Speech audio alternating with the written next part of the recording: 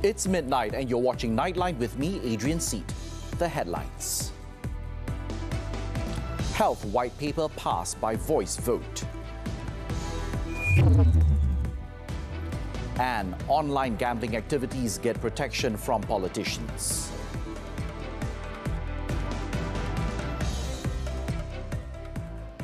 Thanks for joining us.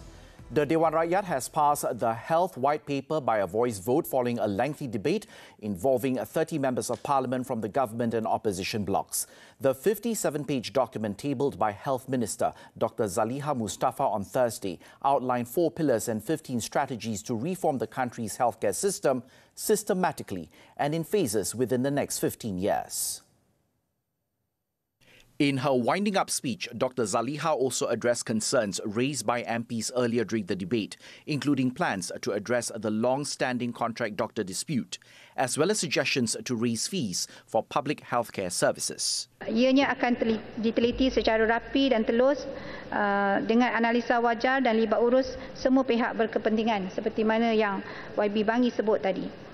Paling penting ialah memastikan rakyat, terutamanya golongan tidak berkemampuan dan golongan rentan tidak akan terkesan serta akses kepada perkhidmatan kesihatan mereka akan terus dapat dinikmati. She also assured that any changes to the public healthcare services fee structure will not be simply done or carried out in a rush. Dr. Zaliha also said that the government would pool various healthcare funding sources together to ensure that it is more efficient and effective to ensure that healthcare costs were sustainable and fair. The short-term phase will commence in 2024, the medium-term phase will begin in 2029, and the long-term phase will run from 2034 to 2039. An oversight body will also be established through the Health White Paper to ensure the reforms to the healthcare system are carried out transparently and achieve its objectives. The government intends to implement the targeted subsidy mechanism as soon as possible. However, the formulation of such a mechanism, including those for diesel and RON 95 petrol, is not easy and quite complex. Therefore, Prime Minister Dato Sri Anwar Ibrahim said the government is mulling over several working papers and proposals regarding the mechanism to ensure more effective and timely implementation. Actually, there's a team working on it now. There have been some proposals, but we're not very convinced in terms of its effectiveness during implementation. Very complex. Unlike electricity, you know the house, you know the factory, so it's okay. But the diesel is difficult. Okay, the car, but sometimes the driver, sometimes it's difficult. Sometimes they can take from a small car and then pass on to the big car. Dato Sri Anwar said this to reporters after a meet and greet program at the Madani Hawker Centre at Jalan Tuanku Abdul Rahman in Kuala Lumpur on Thursday. He also said that the implementation of targeted subsidies aims to ensure that only deserving individuals can benefit from it. Prior to this, the Prime Minister reportedly said that it was unreasonable for the government to continue giving subsidies, such as in the cost of performing Hajj and electricity for the T20 group. He stated that this was because at least 40% of the subsidies provided by the government to the poor were also enjoyed by the T20 group. Meanwhile, at the same event, Dato Sri Anwar stressed that Kuala Lumpur City Hall DBKL will revoke the licenses of petty traders and hawkers who lease them out to third parties, including foreigners. The Prime Minister said the government and DBKL were now looking into methods on how to ensure that the regulations are complied with for the benefit of local traders and hawkers. He also reiterated his commitment to upgrade Kuala Lumpur's facilities and image, including hawker stalls in the city, for the people's comfort. Jadi saya punya rencana dengan Datuk Bandar, Datuk Pengarah ialah cari jalan yang mana ikut peraturan dan lesen diberikan kepada penduduk tempatan. Kalau dia serah kepada yang lain, kita akan tarik balik. Ya. Kemudian ada beberapa kawasan pembersihan, jenai air, parit dan juga bubung akan kita perbaiki segera tahun ini juga. Earlier, Dato Sri Anwar spent about 40 minutes mingling with traders at the Madani Hawkers Centre that has since been upgraded through the Lestari Niaga at Kuala Lumpur. During his special interview with Al Jazeera, Dato Sri Anwar stressed that the Youth and Sports Ministry's now aborted program to get people of different faiths to visit other places of worship may not have been wise, as it came at the wrong time. He said the program that was mooted at a time when people not only in Malaysia were still, in Europe and the US were apprehensive, has allowed the opposition to abuse and exploit the issue to win people's votes. But that program is not necessarily a wise program. Why do you go and excite people unnecessarily? At the time when people are a bit apprehensive, not only in Malaysia, worse in Europe these days. I think we should be more circumspect to not allow issues like this to be abused or used, exploited by the opposition who are desperate. Our inclusivity, which means, okay, I go and pray in the mosque. Does it contradict? No. I say you want to pray in the church, you should have all the freedom. Dato Sri Anwar also said the special position of Malays and Islam, as enshrined in the federal constitution, must be accepted as a reality. However, he stressed that it should not be manipulated to discriminate and undermine other religions and races in the country. The Prime Minister also criticised the opposition for practising hypocrisy when talking about inclusivity because they were Malay parties talking about Malay policies and used every occasion to attack the unity government as being multiracial and liberal.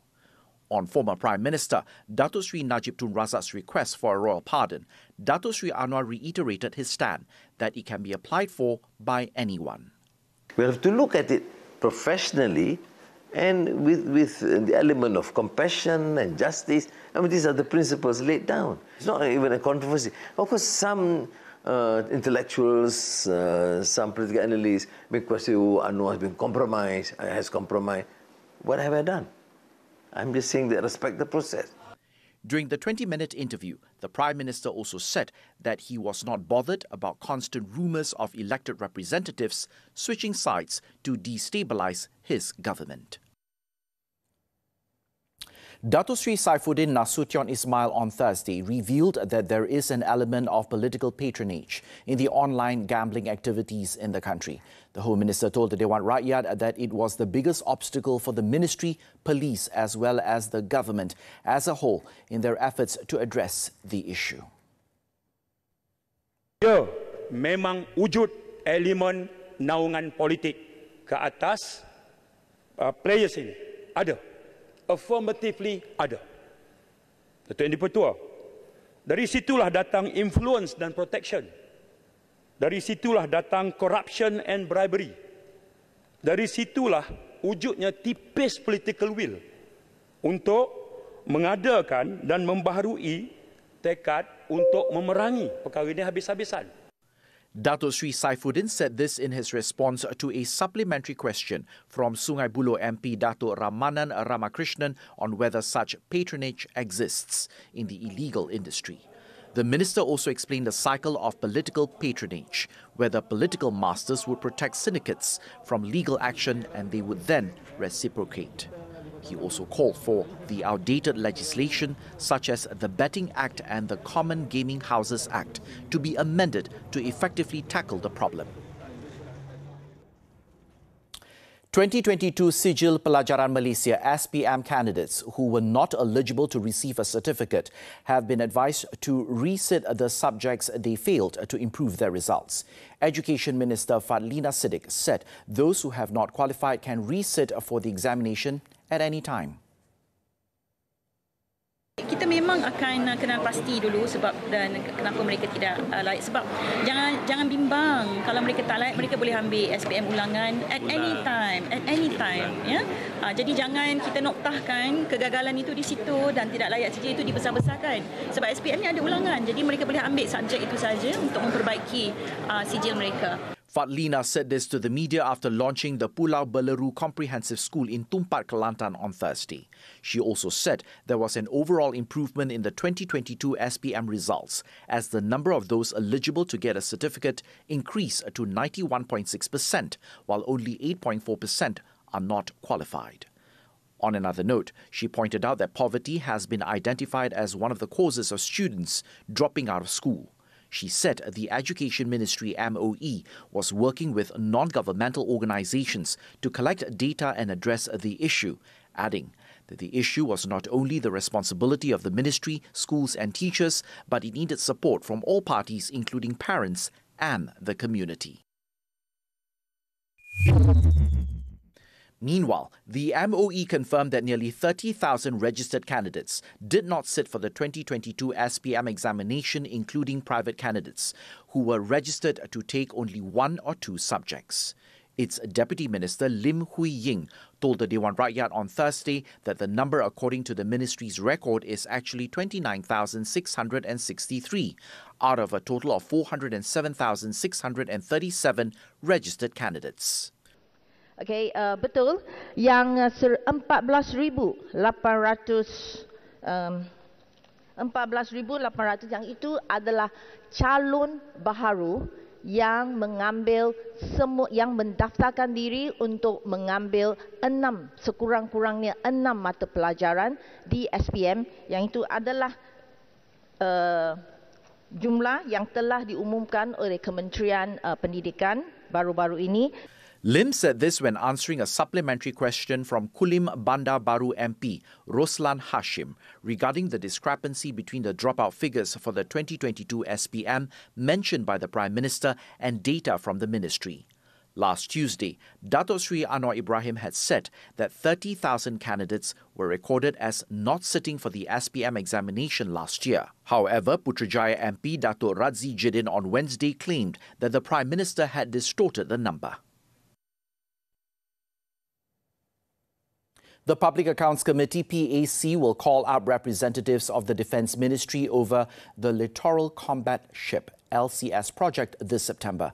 Its chairman, Datuk Mas Ermiyati Samsudin, said this was to get an update on the progress of the project. According to Datuk Mas Ermiyati, the PAC will present 2 reports regarding the progress of the LCS project, which will touch on the progress achieved from October 2022 to May 2023 and from June to September 2023.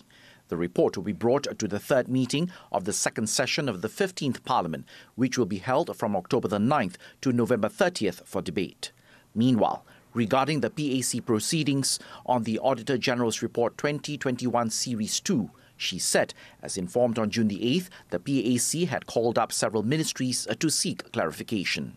One of which was the Agriculture and Food Security Ministry over weaknesses in the receipt of funds in the form of finances and assets, as well as irregular payments under the Paddy Price Subsidy scheme on June the 14th. The Health Ministry has also been called up over several issues, including 1.1 million doses of expired vaccines as of April 30th. Greece scours sea for survivors of migrant shipwreck. This and more from the Foreign Front right after this short break. Stay with us.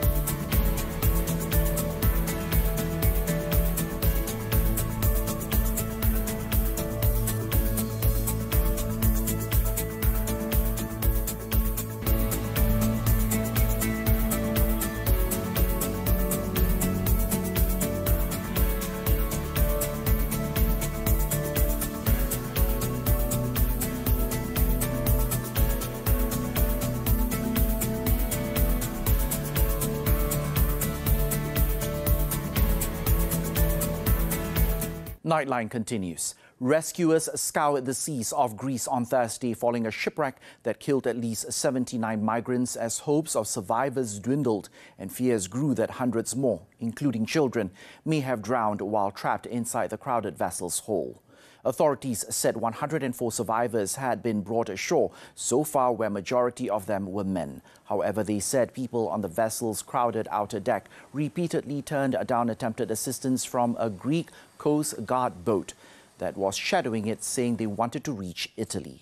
Reports suggested between 400 and 750 people had packed the fishing boat that capsized and sank early on Wednesday morning in deep waters, about 80 kilometers from the southern coastal town of Pylos. As Greece declared 3 days of mourning, authorities said it was still unclear how many had been on board, but were investigating an account from a European rescue support charity. A UK parliamentary committee has found on Thursday that former British Prime Minister Boris Johnson had deliberately misled lawmakers over breaches of his own COVID-19 lockdown rules. In a damning and unprecedented report that lambasts Johnson's conduct, the committee recommended that he is refused a pass to enter the parliamentary estate. The report found that Johnson committed a serious contempt of Parliament when the Partygate scandal revealed that illegal gatherings took place at Downing Street and that Johnson told Parliament that rules were followed at all times.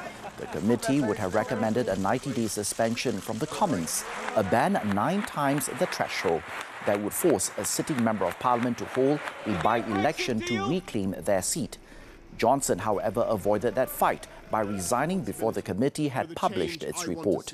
In his resignation statement, Johnson claimed that the committee's findings were politically motivated and an attempt to force him out of Parliament, although he has presented no evidence to back up these claims.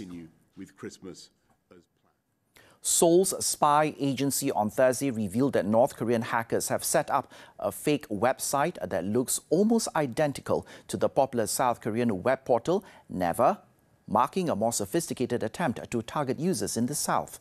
The National Intelligence Service, NIS, issued a warning this week, urging people to refrain from accessing the website called Never Portal, and said it was working with overseas organizations to track down the activity of the group it believed was behind the fake portal. The NIS, however, did not disclose the number of individuals who may have been tricked by the portal or had already disclosed personal information. Never, operated by a tech giant of the same name, is South Korea's most used web portal and search engine and offers various services ranging from emails, news aggregation and online shopping. North Korean hackers have been blamed for cyber attacks netting millions of dollars, although Pyongyang has previously denied being involved in cybercrime. Indonesia's Constitutional Court on Thursday rejected a lawsuit seeking a change to the country's election ballot system, a decision that will see people continue to vote directly for individual lawmakers in future polls. Now, the case, brought by several politicians, including those from the ruling Democratic Party of Struggle, PDIP, has sought a return to the closed ballot system, which had fueled concern about political interference in next year's elections. Critics had said changing the current open system would have taken the world's third largest democracy back to the era of authoritarian rule, when only heads of political parties were empowered to appoint lawmakers. 8 out of 9 parties represented in Parliament, including those allied with the ruling PDIP, had denounced the case.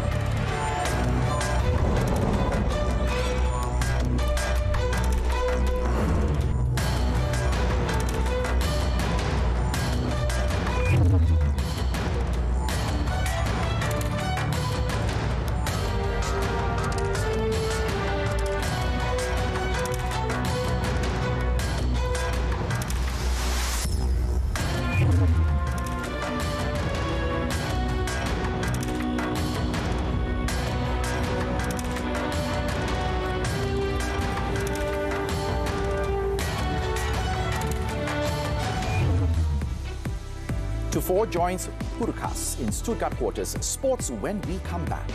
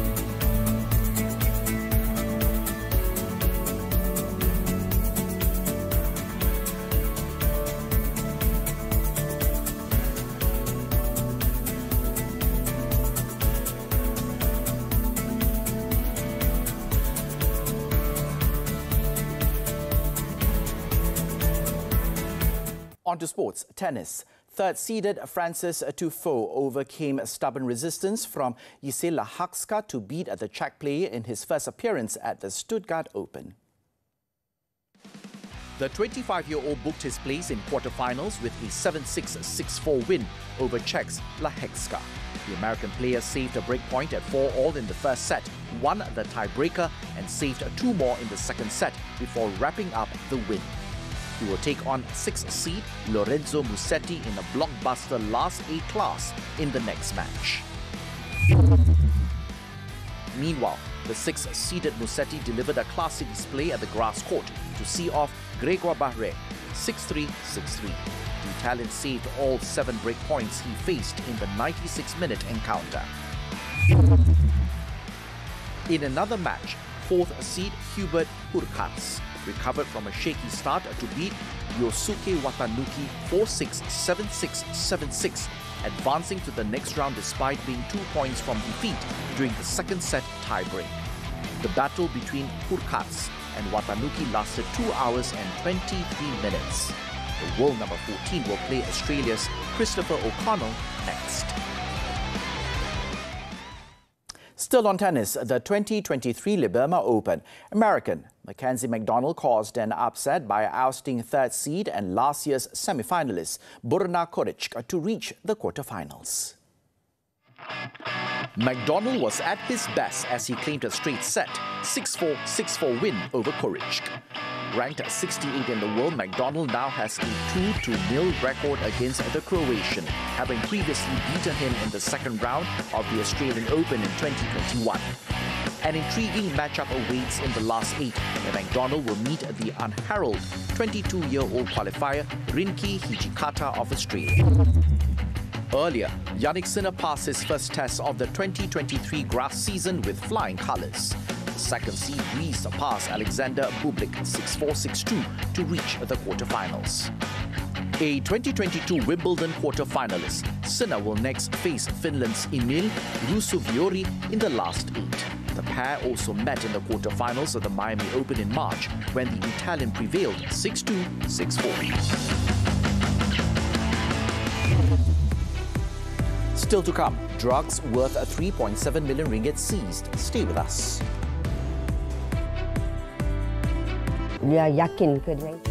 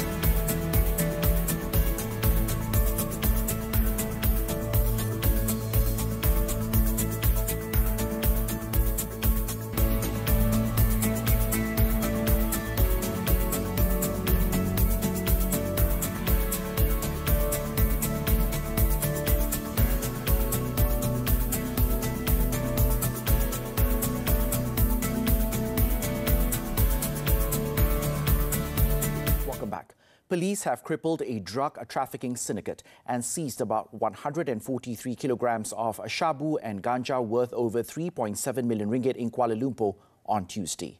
City Police Chief Datuk Muhammad Shuhaili Muhammad Zain said a 48-year-old Iranian man believed to be the syndicate's mastermind and a 39-year-old local man were also arrested during the operation.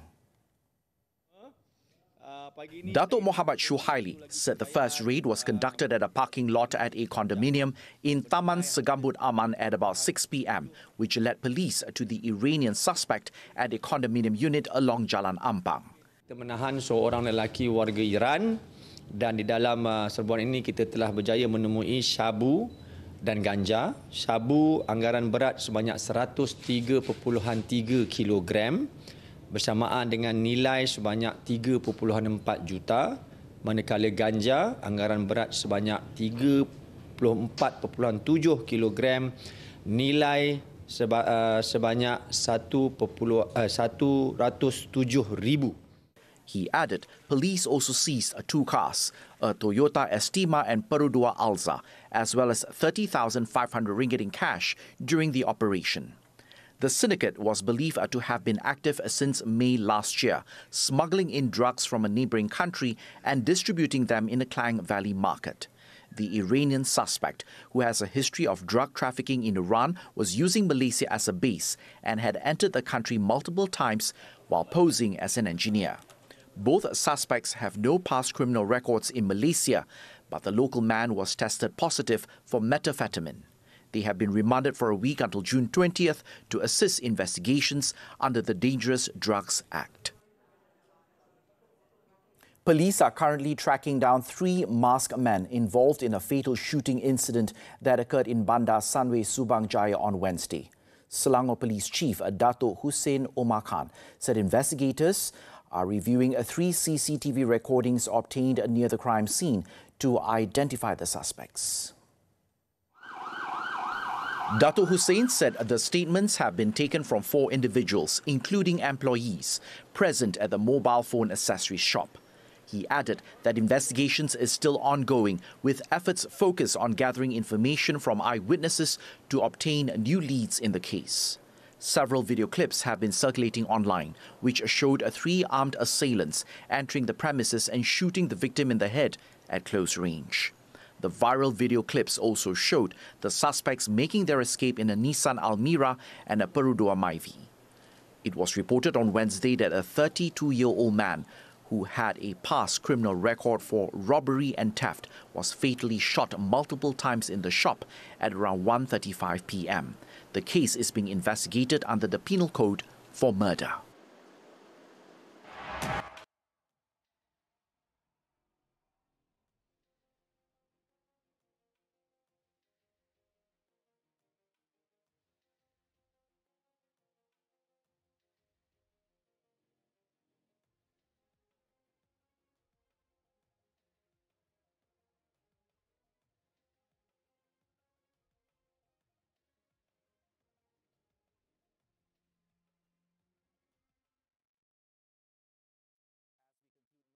This time around, let's take a look at the digital exhibition Sea of Mirrors as it immerses Rio de Janeiro's residents in the beauty of nature and the universe through mirrors. Using a digital technology projected on panoramic screens and mirrors, the exhibition pays homage to nature by showing the wonders of the sea that includes jellyfish, corals, the Milky Way, glaciers and sunsets. With that, I'm Adrian Seet. Thank you for watching and stay safe, Malaysia.